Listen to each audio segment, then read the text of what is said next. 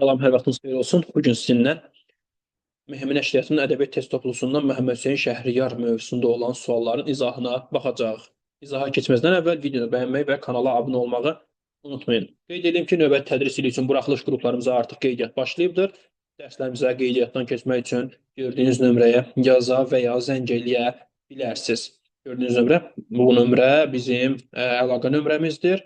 İstər dərslərimiz haqqında məlumat üçün, istərsə də testlərlə, suallarla bağlı hər hansı bir çaşqınlıq yaradan məqam olarsa da yenə də bu nömrəyə yaza bilərsiniz. Deməli, keçək indi sualların izahına. Birinci sual Heydər Əliyev Salam əsəri ilə bağlı hansı fikir yanlışdır? Səhvi istəyir. Seçək səhvi. A variantı əsər həm Azərbaycan, həm də dünya ədəbiyyatının ən gözəl poemalarındandır. Doğru, bunu səhv kimi qiymətləndirmək olmaz.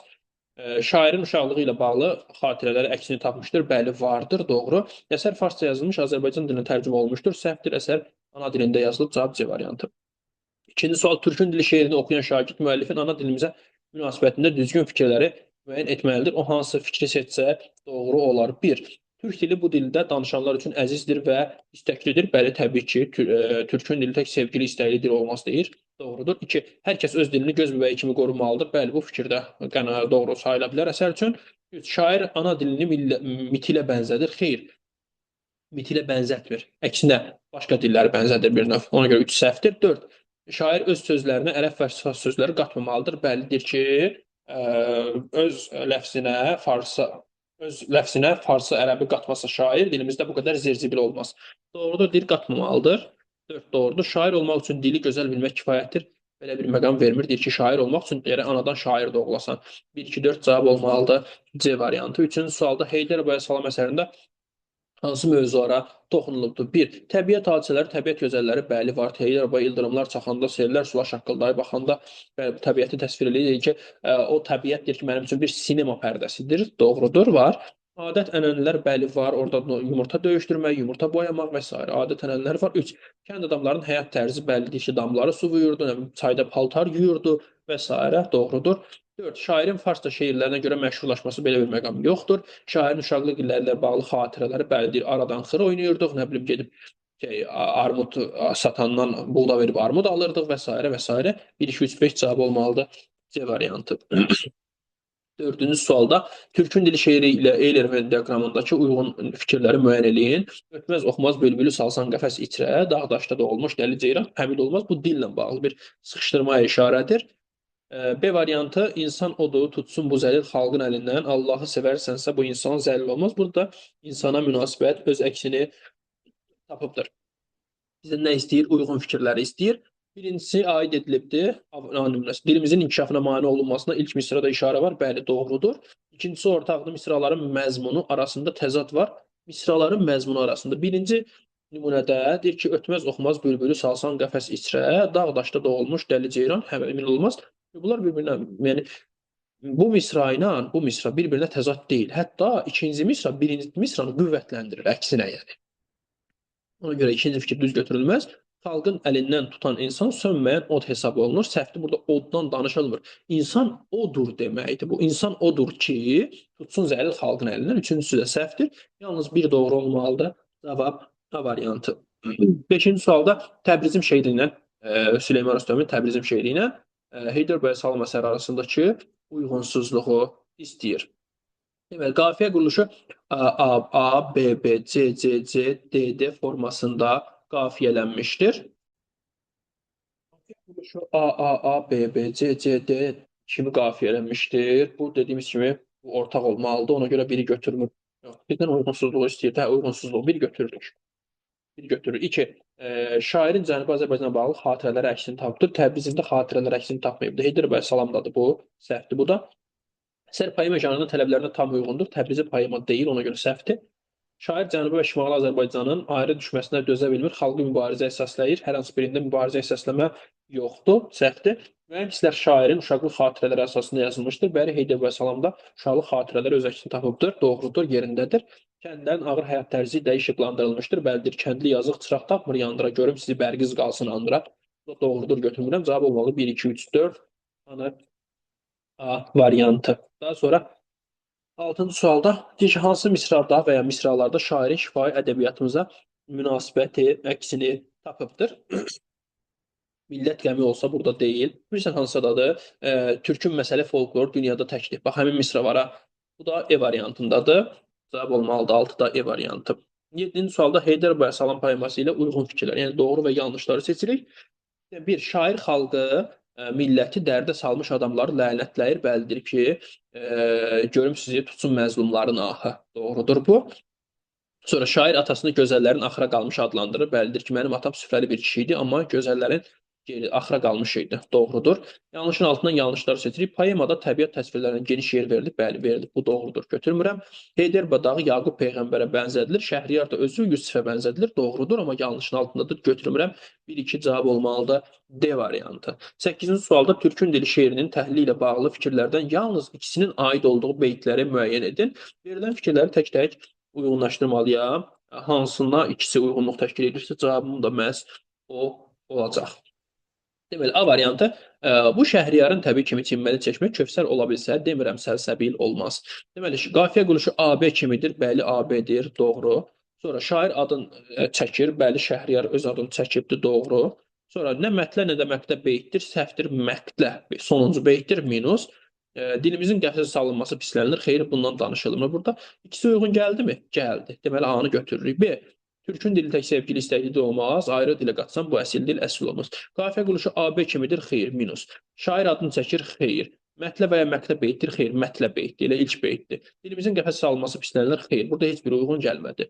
Ötməz, oxumaz, bülbülü salsan qəfəs içrə. Deməli, qafiyə quruluşu AB kimidir? Bəli. Şair adını çəkir? Xeyr. Nə mətlə, nə mətlə beytdir? Bəli.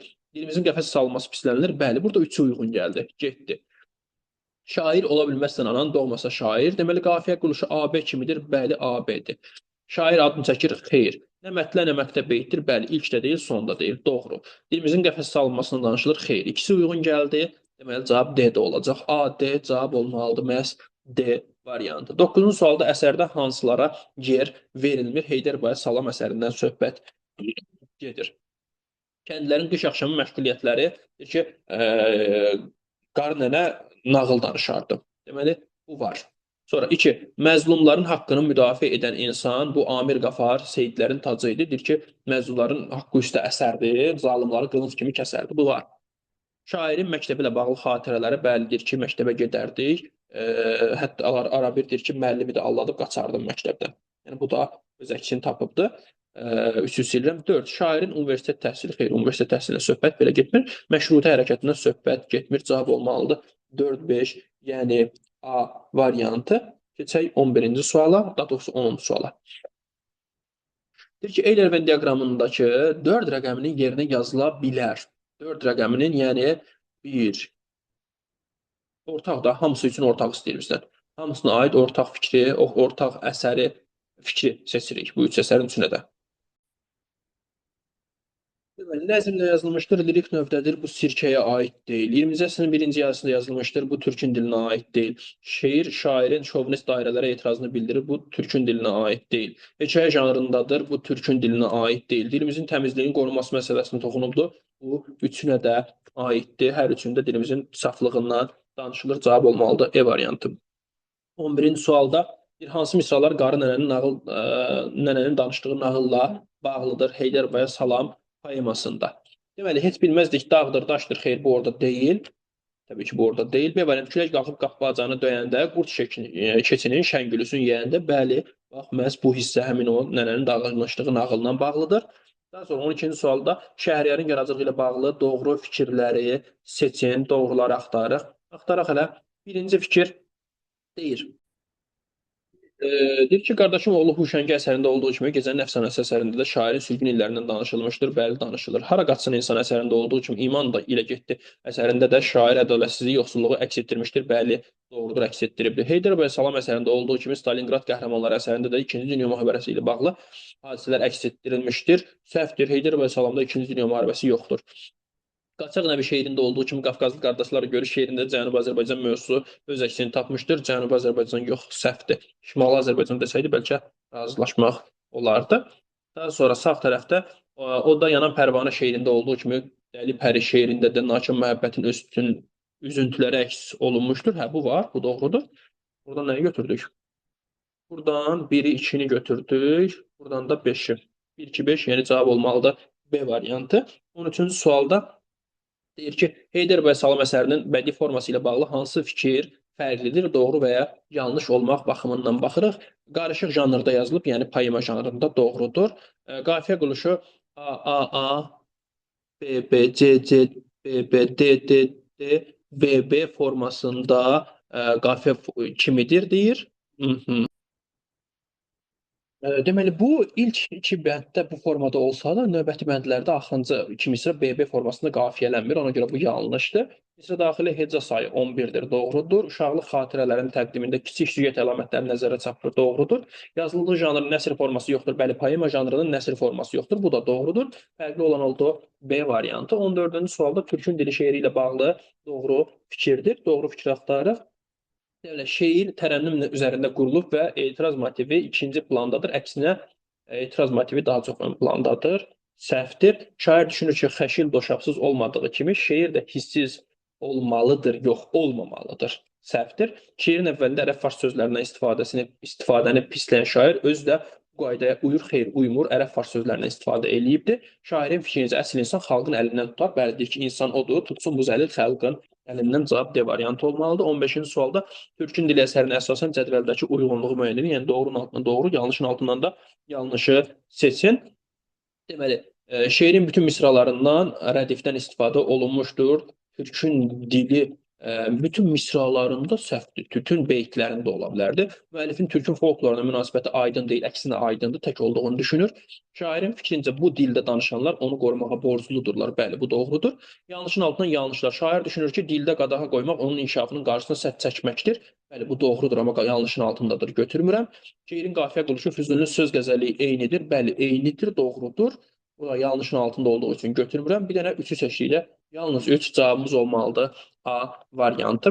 Hələlik bu qədər. Videonu bəyənməyi və kanala abunə olmağı unutmayın. Sağ olun.